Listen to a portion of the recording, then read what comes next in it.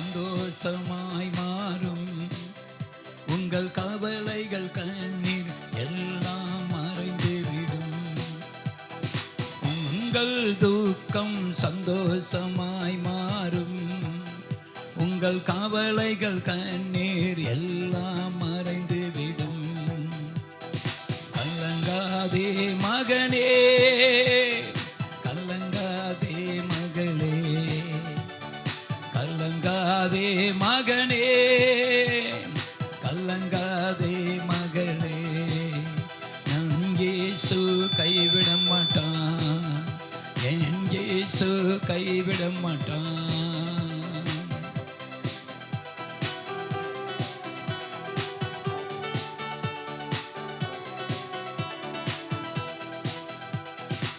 கடந்ததை நினைத்து கலங்காதே, நடந்ததை மறந்து விடு. கர்த்தர் புதியன செய்திடுவார், இன்றே நீ காண்பாம்.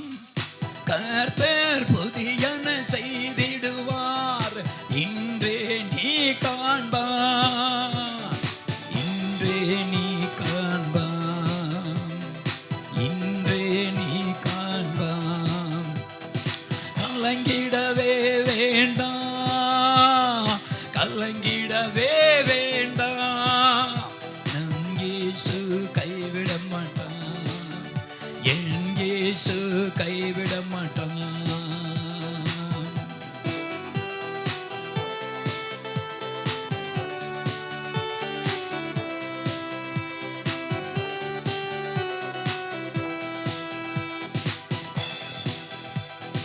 நொறுங்குண்ட இதயம் தேற்றுகிறார், உடைந்த உள்ளம் தாங்குகிறார்.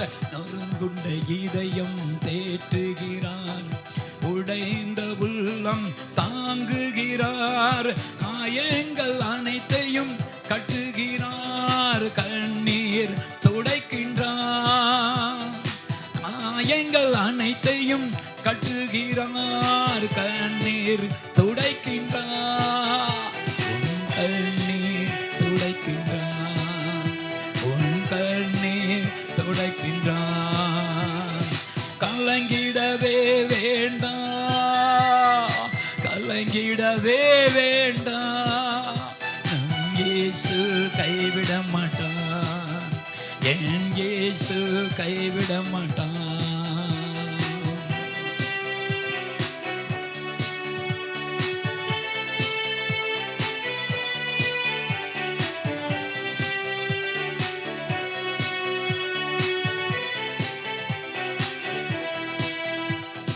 ராணிக்கு மேலாக சோதிக்கப்படும், ஒரு நாளும் விடமாட்டார். ராணிக்கு மேலாக சோதிக்கப்படும், ஒரு நாளும் விடமாட்டார். தாங்கிடும் பலன் தருவார், தப்பி செல்ல வழி செய்வார். தாங்கிடும் பலன் தருவார், தப்பி செல்ல வழி செய்வார். நீ தப்பி செல்ல வழி செய்வார், நீ தப்பி செல்ல வழி செய்வார். கலங்கிடவே வேண்டாம், கலங்கிடவே வேண்டாம். நம் இயேசு கைவிட மாட்டான், என் இயேசு கைவிட மாட்டான்.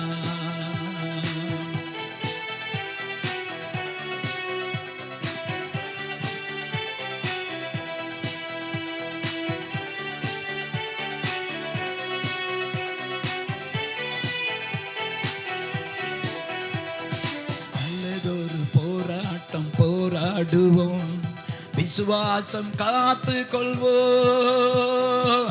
நல்லதொரு போராட்டம் போராடுவோம், விசுவாசம் காத்து கொள்வோம். நீதியின் கிரீடம் நமக்கு உண்டு, நேசர் வருகையில் தந்திடுவார். நீதியின் கிரீடம் நமக்கு உண்டு, இயேசு வருகையில் தந்திடுவார். என் இயேசு வருகையில் தந்திடுவார், உன் இயேசு வருகையில் தந்திடுவார். கலங்கிடவே வேண்டாம், கலங்கிடவே வேண்டாம். இயேசு கைவிட மாட்டான், இயேசு கைவிட மாட்டான்.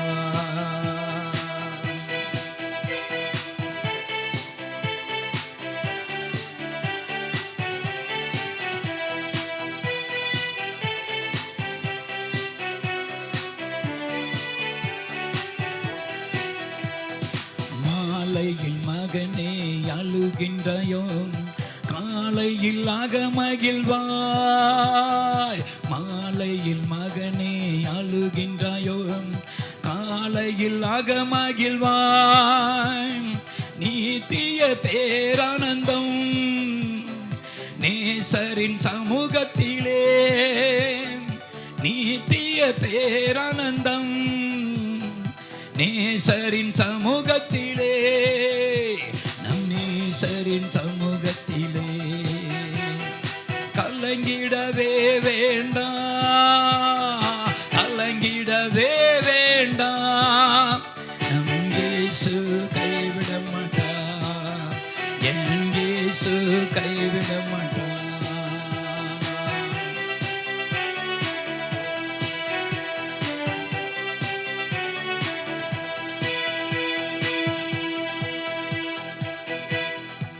அக்கினியின் மேல் நடந்தாலும் எரிந்து போக மாட்டான்.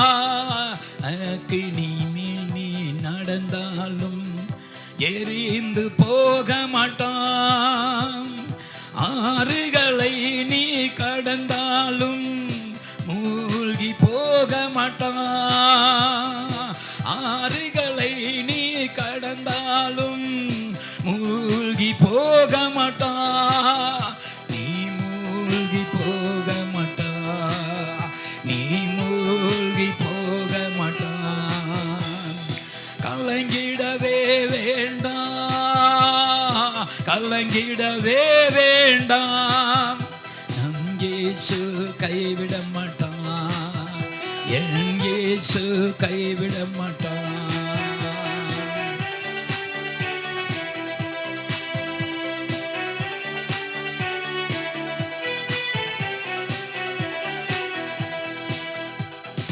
கலங்கிடவே வேண்டாம், கலங்கிடவே வேண்டாம், கலங்கிடவே வேண்டாம், கலங்கிடவே வேண்டாம். என் இயேசு கைவிட மாட்டான், என் இயேசு கைவிட மாட்டான், நம் இயேசு கைவிட மாட்டான்.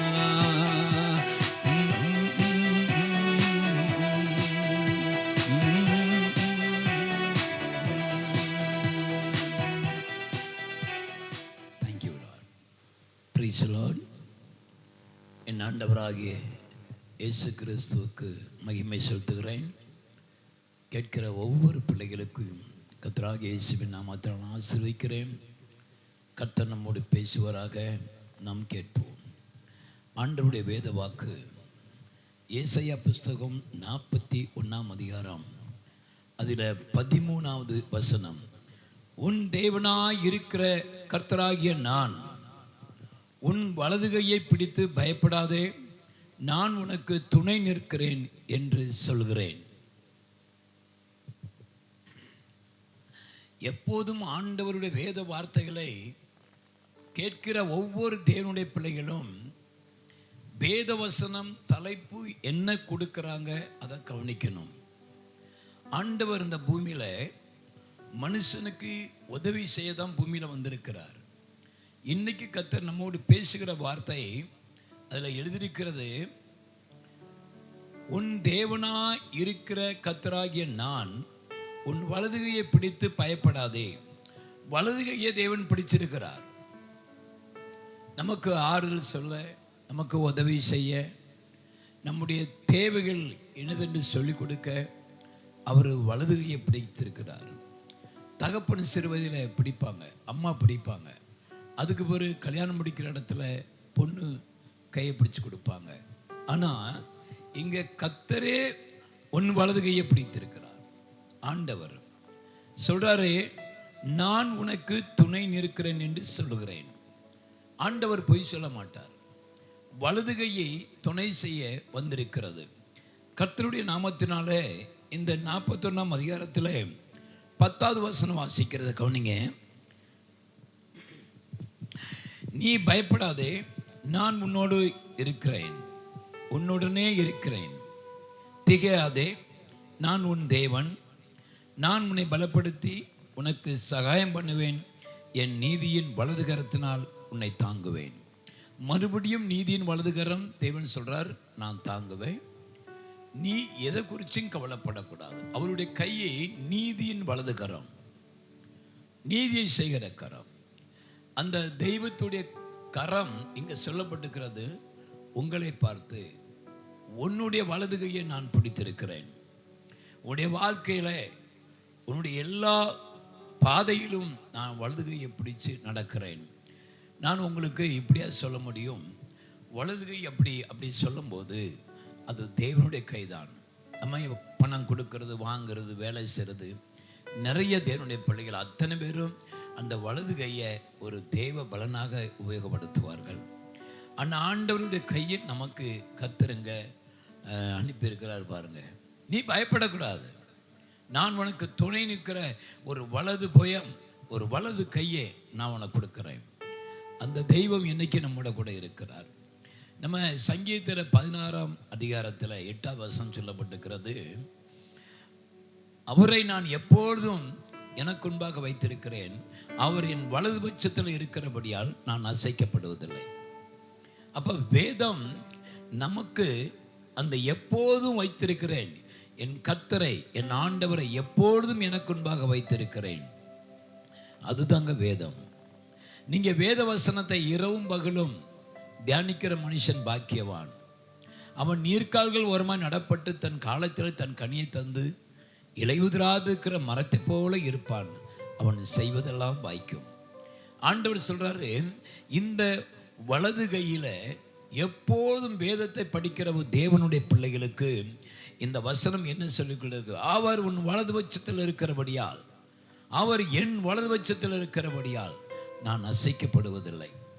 ஏன்னா ஆண்டவருடைய வேதங்களை தியானிக்கும் போது அந்த வசனத்தை சொல்லிக் கொடுக்க தேவன் வந்துடுவார். எப்போதும் ஆவியில் எழுதப்பட்ட வேத வசனத்தை நம் ஆவியானவர் இருந்தால் தான் அதை கண்டுகொள்ள முடியும். ஞானஸ்தானம் எடுத்த உடனே எனக்கு எல்லாம் தெரியும்னு சொல்லக்கூடாது. ஞானஸ்தானம் டெலிவரி. ஞானஸ்தானம் நீ பிறந்து வந்திருக்கிற. பரிசுத்தாவி உண்மையில வரும்போது அந்த ஆவியின் கண் திறக்கும். ஆண்டவருடைய அந்த ஆவியின் கண் திறக்கிறவர்களுக்கு இந்த வேதம் தெரியும்.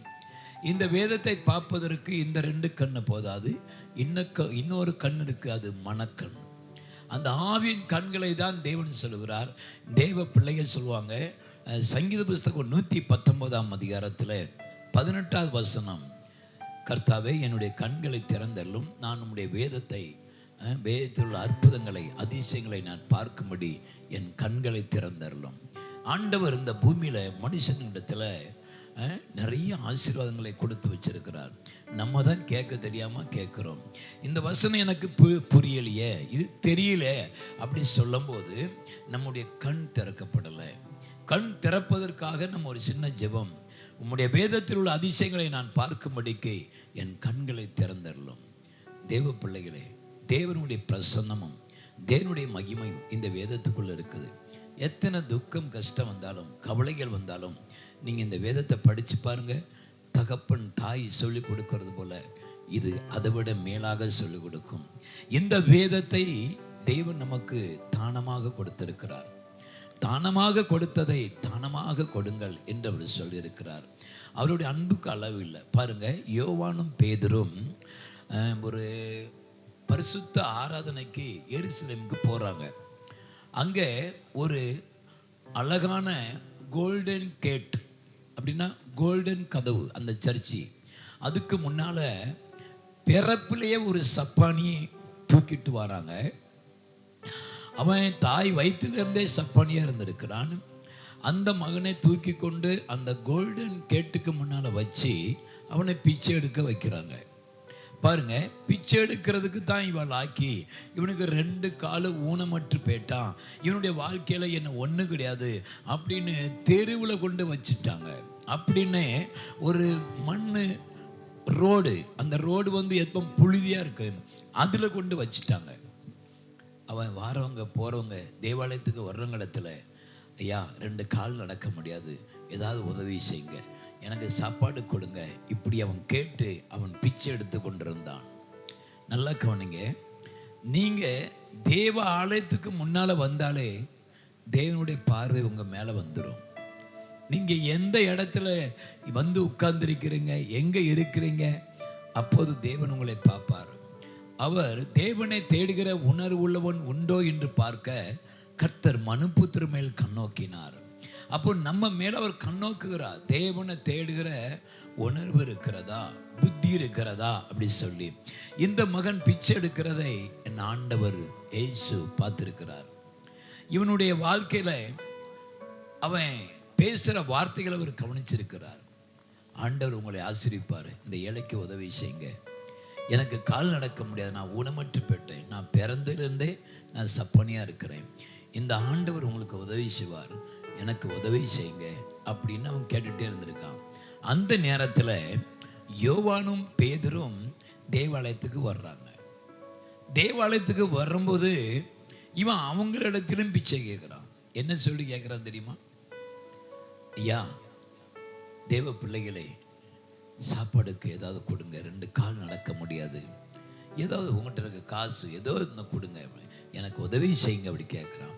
ஆனால் அவங்க 2 பேரும் அந்த அப்போஸ்தலர் 3ஆம் அதிகாரத்தில் அவங்க 2 பேரும் சொல்கிறாங்க. என்ன சொல்கிறாங்க தெரியுமா? நீ கேட்குற வெள்ளியும் பொண்ணும் எங்களிடத்தில் இல்லை, தேவன் இருக்கிறாரு, அபிஷேகம் இருக்கிறது, வேத வசனம் இருக்கிறது, இயேசு என் கூட இருக்கிறார் அப்படின்னு சொல்ல வர்றவங்க சொல்கிறாங்க, வெள்ளியும் பொண்ணும் என்னிடத்தில் இல்லை. ஏன்னா அந்த வெள்ளி பொண்ணில் தான் நீ நினைக்கிற உன் வாழ்க்கை ஓடும், உனக்கு துட்டு கொடுத்தா அன்னைக்குள்ள சாப்பாடு சரியாயிரும், உன்னுடைய வாழ்க்கையில் இந்த மாதிரி பணத்தை நீ எதிர்பார்க்கிறாய். ஆனால் அவங்க சொல்கிறாங்க, இந்த பணம் உனக்கு சீக்கிரம் காலியாயிரும், நிரந்தரமான ஒரு காணிக்கை நாங்கள் தருகிறோம், நிரந்தரமான விடுதலை தருகிறோம். அந்த நிரந்தரம், அந்த இதுவரையும் காணாத அந்த அற்புதம் எங்களிடத்தில் இருக்கிறது. ஆனால் நீ கேட்குற வெள்ளி பொண்ணு இல்லை. நசரனாகிய இயேசு கிறிஸ்துவின் நாமத்தினாலே தம்பி எழுந்து நில்லு. அவனுடைய வலது கையை பிடித்து தூக்கினான் என்று எழுதப்பட்டிருக்கிறது. ஐயோ, நான் பணம் கேட்டேனே அண்ணாச்சி, ஏதாவது பணம் கொடுத்தா சாப்பிடல கேட்டேன், நீங்க என்ன சொல்றீங்க? நசரனாகிய இயேசுவின் நாமத்தினால எழுந்து நடக்க சொல்றீங்க. அவன் கேட்டது வேற, ஆனா இவங்க கொடுக்கிறது வேற. நான் மறுபடியும் சொல்லுகிறேன், தேவனுடைய பிள்ளைகளே, இந்த உலகத்தில் மனுஷன் ஓடுகிறான் சம்பாத்தியத்துக்காக, தம் பிள்ளைகளுக்காக, குடும்பத்துக்காக ஓடுறான், சம்பாதிக்கிறான், வெளிநாடு போயெல்லாம் சம்பாதிக்கிறான். ஆனால் திரும்ப வீட்டுக்குள்ளே வந்து பார்த்தாச்சுன்னா ஒன்றுமே இல்லை. 2 பிள்ளைகள் கல்யாணம் முடிச்சு கொடுத்தாச்சு. அந்த பசங்க சொல்கிறாங்க, நீ அப்படி என்ன வெளிநாட்டில் போய் சம்பாதிச்சிட்டீங்க அப்படின்னு கேட்டான் பையன். ஏன்? அவனுக்கு இப்போ கொடுக்க ஒன்றும் இல்லை, அவன் படிப்புக்கு ஏற்ற அந்த சம்பளம் கிடைக்கலாம், அவன் கஷ்டப்பட்டுட்டு இருக்கான். ஆனால் ஆண்டவர் அந்த இடத்துல நிற்கிறார். ஒன்று தெரிஞ்சுக்காங்க, வேத வசனம் நம்ம இடத்துல பேசும், முடியாததை முடியும்னு சொல்லிக் கொடுக்கும். ஆமாம், நீங்கள் இயேசு கிறிஸ்துவை முன்வைத்து நடந்து பாருங்க. அதில் பேதுரு யோவானும் இயேசு கிறிஸ்துவை கொடுக்குறாங்க. தம்பி, என்கிட்ட இயேசு கிறிஸ்து இருக்கிறாருப்பா, நசரனாகிய இயேசு, அவருடைய பலத்தினால், அவருடைய நாமத்தினால் வல்லமை இப்போது உன்மேல இறங்கும், நீ விடுதலை பெறுவாய், நீ சுகமடைவாய், இந்த கட்டிலிருந்து நீ விடுதலையாக்கப்படுவாய் என்று சொல்லி நசரனாகிய இயேசுவின் நாமத்தில் துள்ளி எழும்பே. அவனுக்கு உள்ள இருந்த அந்த பிசாசு ஓடிட்டு, அவனுக்கு உள்ள இருந்த அந்த மன கவலை துக்கம் ஓடிட்டு, அவனுடைய வாழ்க்கையில் என்னமே ஒல்லுமே இல்லை, நம்ம பிச்சை தான், கடைசி வரை பிச்சை தான் எடுக்கணும். அந்த ஆவி வெளியே போயிட்டுங்க. உங்களுடைய குடும்பத்திலும் உங்கள் பிள்ளைகள் வாழ்க்கையிலும், நான் எங்கே படிச்சிருக்கிறேன், நான் எங்கே படிச்சிருக்கேன் அப்படி சொல்லாதங்க. ஆண்டவருடைய பிள்ளைகள் 12 சீஷர்களும் மீன் பிடிக்கிறவர்களாக இருந்தவர்கள். அவர்களை பைபிள் இன்ஸ்டியூட் அந்த ஸ்டடி நடக்கிறது. அவங்க பேசின வார்த்தைகள், அது கடவுளுடைய வார்த்தை, ஆண்டுடைய வார்த்தை. இந்த வார்த்தையை அந்த சப்பனி துள்ளி குதித்து எழும்பி அவன் குதித்து கொண்டே தேவாலயத்துக்கு போனான் என்று எழுதப்பட்டிருக்கிறது. அவன் துள்ளி குதித்து சந்தோஷம் தாங்க முடியல, அளவில்லாத சந்தோஷம். என்னுடைய வாழ்க்கையில இந்த அருமையான பேதுரு யோவானும் எனக்கு இயேசுவை தந்து விட்டார்கள். இந்த இயேசு கிறிஸ்து எனக்கு வாழ்க்கை தந்து இருக்கிறார். இந்த இயேசு கிறிஸ்து என்னுடைய எல்லா பயத்தை நீங்களாக்கி. சங்கீதம் 34ஆம் அதிகாரத்தில் 4வது வசனத்தில் என்ன எதுக்கு தெரியுமா? நான் கர்த்தரை நோக்கி கூப்பிட்டேன், அவர் என்னுடைய எல்லா இடுக்கண்களுக்கும் என்னை நீங்களாக்கி இரட்சித்தார். ஆமா, தேவனுடைய பிள்ளைகளிடத்துல நீங்க எதையாவது கேட்டு பாருங்க, எதையாவது கேளுங்களேன். தேவனுடைய பிள்ளைகளிடத்துல அவன் ஒன்னே சொல்லுவாங்க, பிரதர் எங்கள்கிட்ட ஜெபம் பண்ண முடியும், நீ கேட்குற காசுலாம் எங்கிட்ட இல்லைப்பா, ஆனால் உனக்காக உன் பிள்ளைகளுக்காக உன் குடும்பத்துக்காக நான் ஜெபம் பண்ணுறேன் அப்படி சொல்லுவாங்க. சோர்ந்து போயிடக்கூடாது. ஆமா, அவருடைய பிள்ளைகள் எப்போதும் இஸ்ரவேலை காக்கிற தேவன் உறங்குவதும் இல்லை, தூங்குவதும் இல்லை. இரவு பகலும் உங்களுக்காக எனக்காக ஒரு விண்ணப்பம் ஜெபம் தேவன் செய்து கொண்டிருக்கிறார். அந்த ஜெபம் தான் நம்மளை தாங்குகிறது. ஆமா, கர்த்தருடைய ஆவியானவர் சொல்கிறார், அந்த சப்பானி துள்ளி குதித்து அவன் தேவாலயத்துக்கு போகும்போது அந்த ஜனங்கள், எருசலேமில் ஜனங்கள்லாம் பார்க்குறாங்க, ஐயோ பிச்சை எடுத்துக்கிட்டு இருந்தவன் தேவ சமூகத்தில் ஆராதனை பண்ணுறானே. இப்போ நிறைய பேர் தேவனை அறியாத, தேவனை ஏற்றுக்கொள்ளாதவர்கள், நீங்கள் உலகத்தில் எவ்வளோ கஷ்டப்படுறீங்க, எவ்வளோ வேதனைப்படுறீங்க உங்களுக்கு உங்கள் குடும்பத்துக்கு தான் தெரியும்.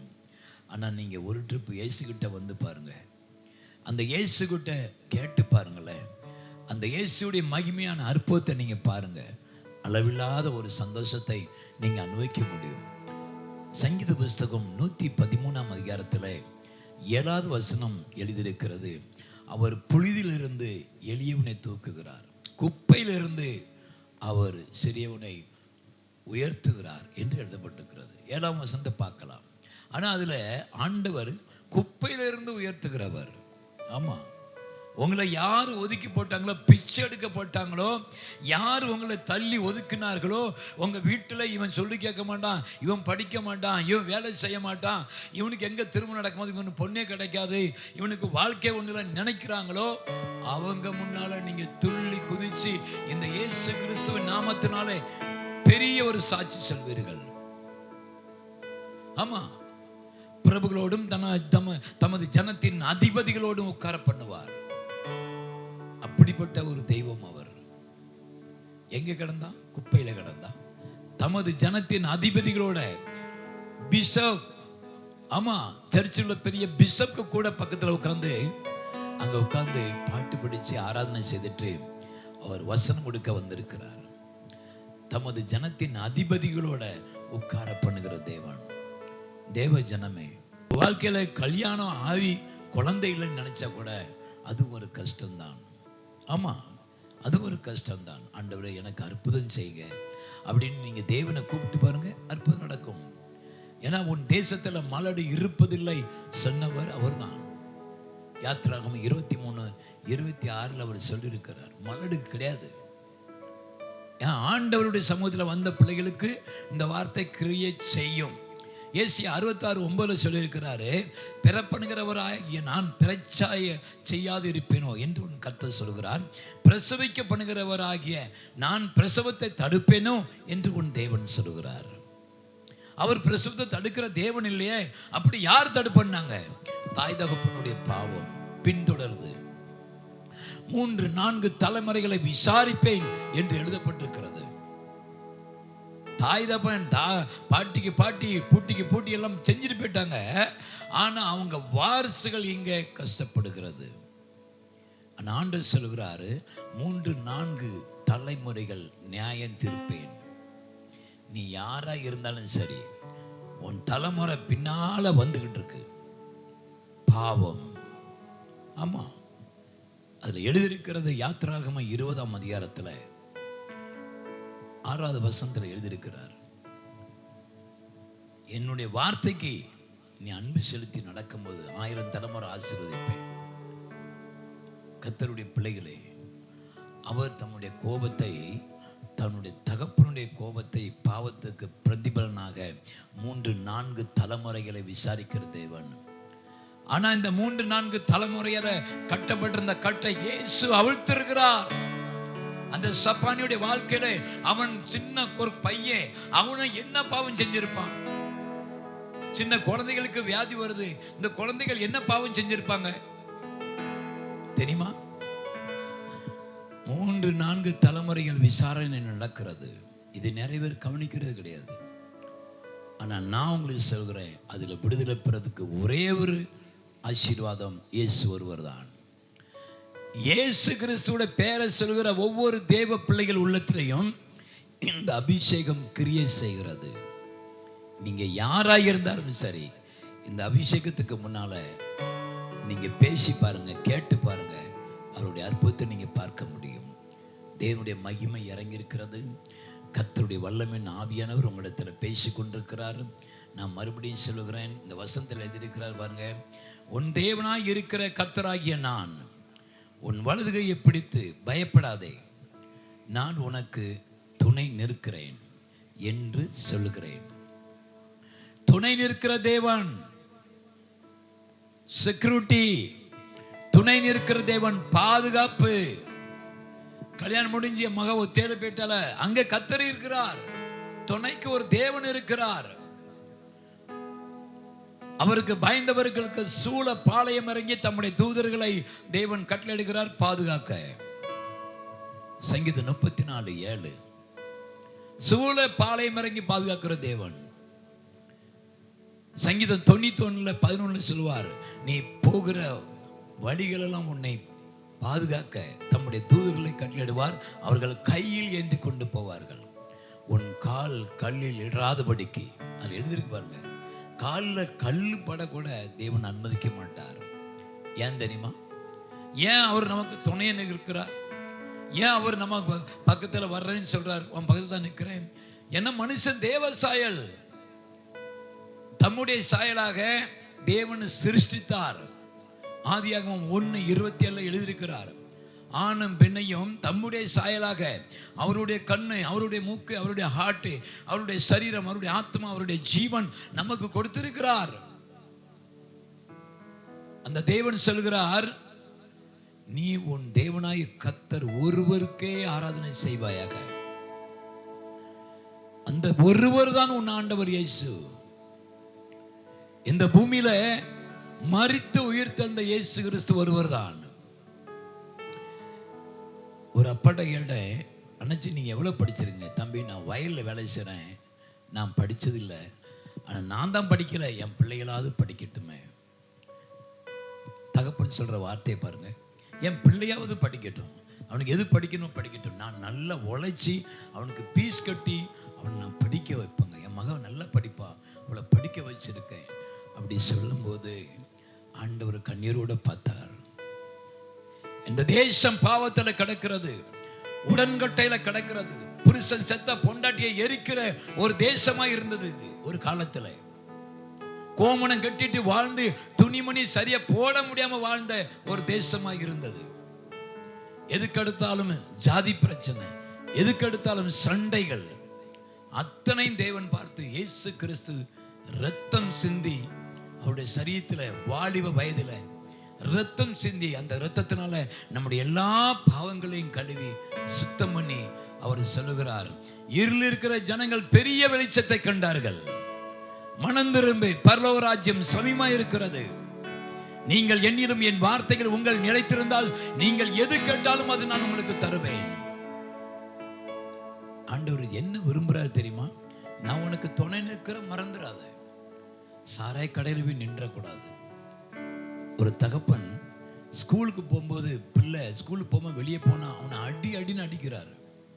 ஏன் தெரியுமா? அவன் ஸ்கூலுக்கு போகணும், அவன் நல்ல பிள்ளையாக நல்ல ட்ரெஸ்ஸு போடணும், அவன் நல்ல பிள்ளையாக நல்ல தலை வலிச்சு தலை சீவி நல்ல அழகாக இருக்கணும், நல்ல பசங்களோட நல்லா பேசணும், நல்ல நண்பர்கள் கூட சேரணும். தகப்பன்னு சொல்கிறார், தாயின்னு சொல்கிறாங்க. ஆனால் இயேசு என்ன சொல்கிறாருமா? அதே மாதிரி நீ குடிக்கக்கூடாது, நீ விபச்சாரம் பண்ணக்கூடாது, துன்மார்க்கருடைய ஆலோசனை நடவாமலும், பாவிகளுடைய வழியில் நில்லாமலும், பரியாசக்காரர் உட்கார இடத்துல உட்காராமலும், கர்த்தருடைய வேதத்தில் பிரியமா இருந்து இரவும் பகலும் தியானமாக இருக்கிற மனுஷன் பாக்கியவான். அப்படிப்பட்ட ஒரு பிள்ளை நீர்கால்கள் ஓரமாய் நடப்பட்டு தன் காலத்தில் தன் கனியை தந்து இலையுதிரா இருக்கிற மரத்தை போல இருப்பான். அவன் செய்வதெல்லாம் வாய்க்கும். வேதத்தை படிக்கிற தெய்வ பிள்ளையே, நீ செய்வதெல்லாம் வாய்க்கும் என்று வேதம் சொல்கிறது. சங்கீதம் 1ஆம் அதிகாரத்தில் 3வது வசனம் 4வது வசனத்தை படிச்சு பாரு, 2வது வசனத்தை படிச்சு பாரு. அற்புதத்தின் தேவன் எழுதி வச்சிருக்கிறார். நான் உங்களை திக்கற்றர்களா விடேன், சாட்சி எழும்பும், கர்த்தர் பெரிய காரியத்தை செய்ய போகிறார். கண்களை மூடுவோம், ஜெபம் செய்யலாம். பரலோகத்தின் தேவனே, நீ பயப்படாதே சொல்லி வலது கையை பிடிச்சி உனக்கு நான் துணை நிற்கிறேன் என்று சொன்ன கர்த்தர் அல்லவா, இந்த வேத வசனத்தை கேட்கிற ஒவ்வொரு பிள்ளைகளுக்கும், ஒவ்வொரு வாலிப சகோதர சகோதரிகளுக்கும் துணை நிற்குமாறு நான் ஜெபிக்கிறேன். ஆண்டவரே, இவங்க என்ன படிக்கணும், என்ன நான் படிக்கணும், எந்த கோர்ஸ் எடுக்கணும் தெரியல, அவங்க கண்களை திறந்து கொடுங்க இயேசப்பா. ஆண்டவரே, இந்த பையன் நல்ல பையனா, அந்த பொண்ணு நல்ல பொண்ணா, கல்யாணம் முடிக்கிறதுக்கு சரியா நல்ல கடைசி வரை என் கூட இருப்பாளா, என் அம்மா அப்பா பார்ப்பாங்களா, அவங்க என்ன செய்யணும்னு தெரியல இயேசப்பா. அவங்களுக்கு ஒரு கண்ணை திறந்து கொடுங்க. பொண்ணை செலக்ட் பண்ண என் கர்த்தராகிய இயேசுவின் நாமத்தினால இந்த வசனத்தை கேட்கிற ஒவ்வொரு பிள்ளைகளையும் ஆசீர்வதிக்கிறேன். மகிமையுள்ள கரம் அவர்கள் மேலே இறங்குவதாக, அக்கினி இறங்குவதாக, விடுதலை இறங்குவதாக. பிசாசு ஓடுது பாரு, உன் மக உடம்புல இருந்து ஓடுது பாரு, கோபத்தின் ஆவி ஓடுது பாரு. இயேசுவின் நாமம் பிசினஸை கட்டி வச்சிருந்த கட்டு அவிழ்ந்து விழுகிறது பாரு. பில்லிசூனிய கட்டுகள் உடைகிறது பாரு. பிள்ளைகளை கெட்ட நண்பர்கள் இருக்கிற ஒவ்வொரு நண்பனை கர்த்தர் அகற்றி போடுகிறார். கர்த்தராகிய இயேசு கிறிஸ்து உயிரோடு இருக்கிறார். அந்த இயேசு சீக்கிரம் வரப்போகிறார். உங்களை பரிசுத்தப்படுத்திக் கொள்ளுங்கள். இதயத்தில் சுத்தமுள்ளவன் தான் கர்த்தரை தரிசிக்க முடியும். அவர் ரொம்ப நல்லவர். இயேசு கிறிஸ்துவின் நாமத்தினால ஜெபிக்கிற நல்ல பிதாவே, ஆமென், ஆமென். Father and son and holy spirit, கர்த்தர் உங்களை ஆசீர்வதிப்பாராக. ஆமென்.